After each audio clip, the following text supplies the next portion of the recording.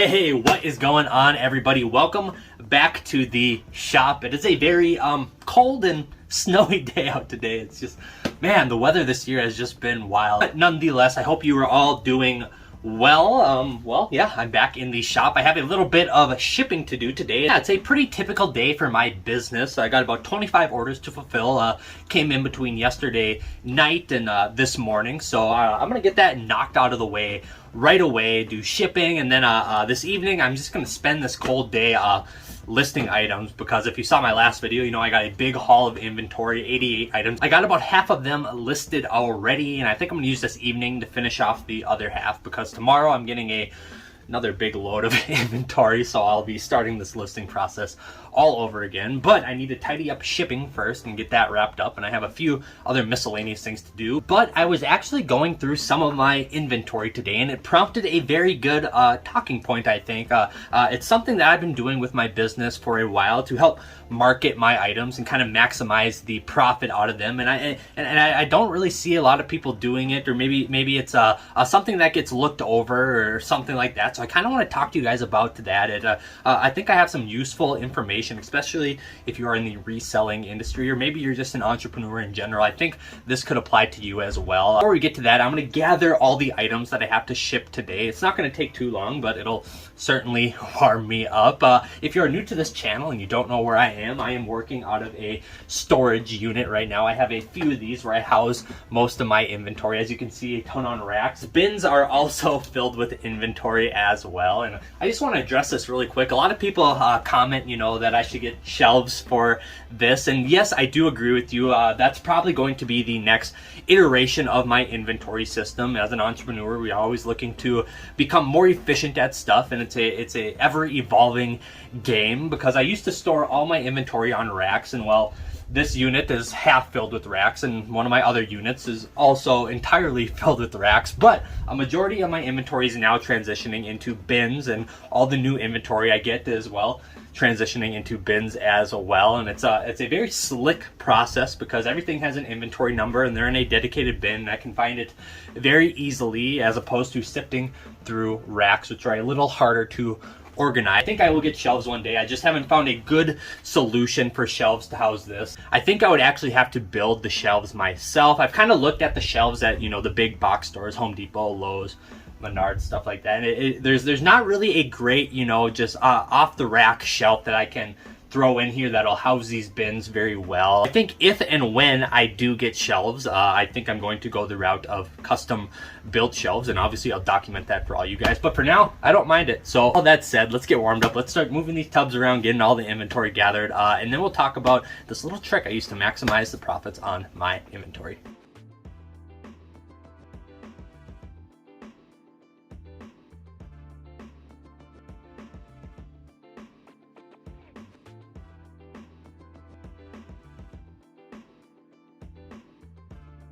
Okay, so I just finished up grabbing everything that I need to ship today, and now I want to talk to you guys about a little kind of trick that I use in order to kind of maximize the profits of all the inventory I get. Before I start explaining this to you guys, I just want to extend a warm thank you to everybody who has been supporting the channel so far. I cannot say thank you enough. I really appreciate all the support and the likes and the comments and the subscriptions. It's just been really fun watching this really cool community here that we're growing on YouTube. Well, grow and I cannot thank you guys enough. You guys are the backbone of it. Like I've said before, I'm not slowing down anytime soon. I'm just getting started, and I really want to build the best entrepreneurship and reselling community here on YouTube, and I'm gonna, well, go to great lengths to try to do that. I'll reiterate, I just want to say thank you to every single one of you, because I cannot do this without you. Okay, so what is this little trick that I use to help maximize the profits of my inventory? So I actually grabbed a couple of items to help further explain this. Let me flip the camera around. We're going to talk about this item, because I think there's a lot of very valuable lessons to be had in an item like this. Okay, so check this out. As you can see, this is just a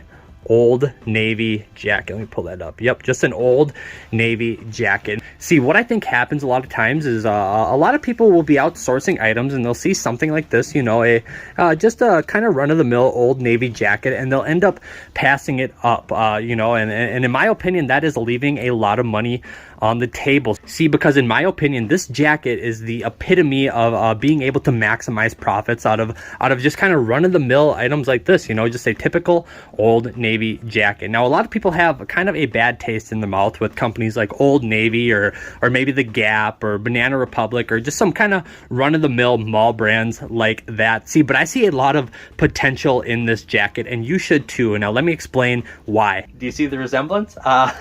This jacket I'm wearing here to this one? Yeah, they're kind of the same style of jacket, and this jacket right now, the one that I'm wearing, retails for about $650.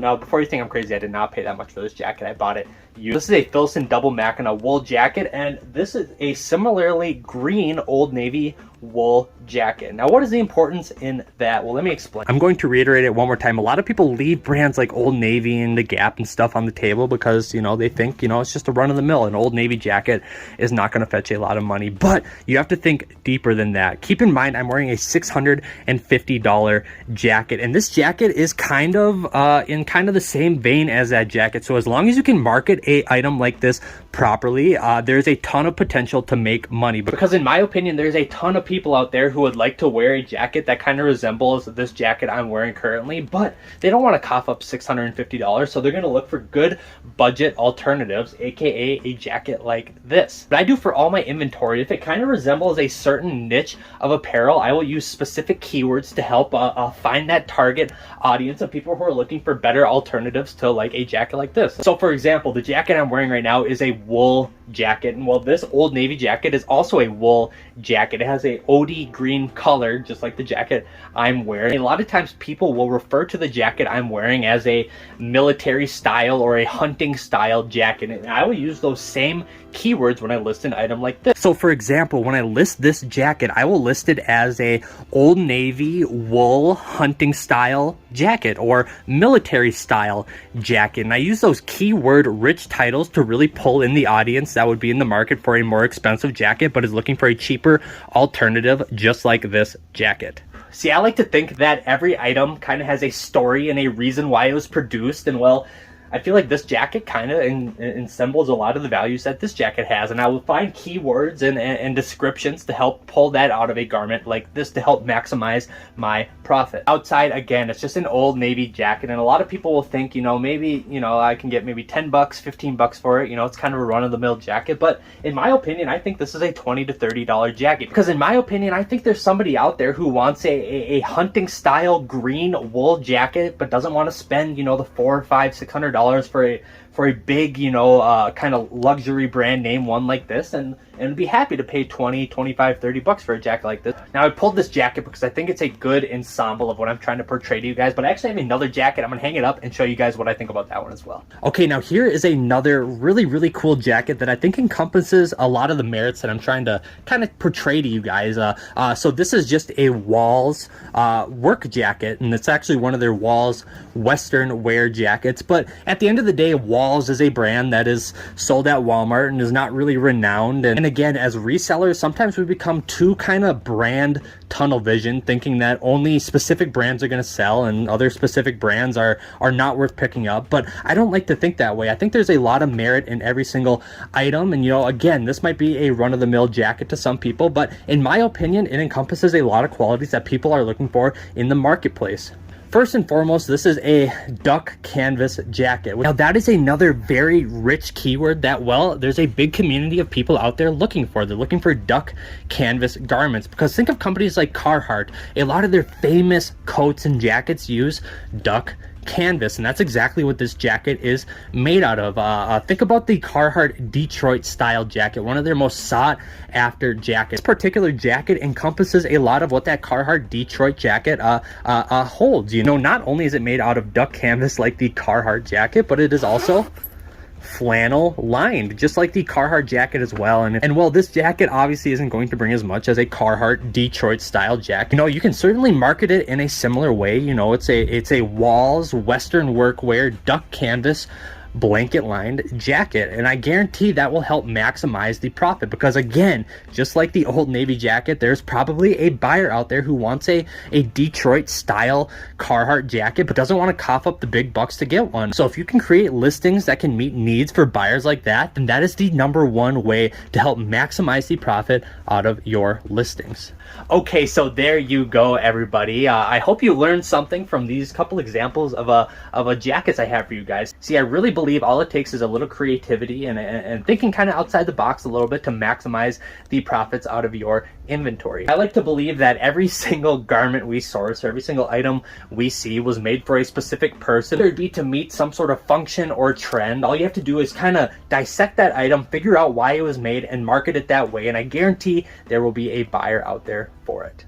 Alright, so that is today's video. I hope you guys have a fantastic rest of the day. In the meantime, be good to one another, and I'll see you guys next time. Peace.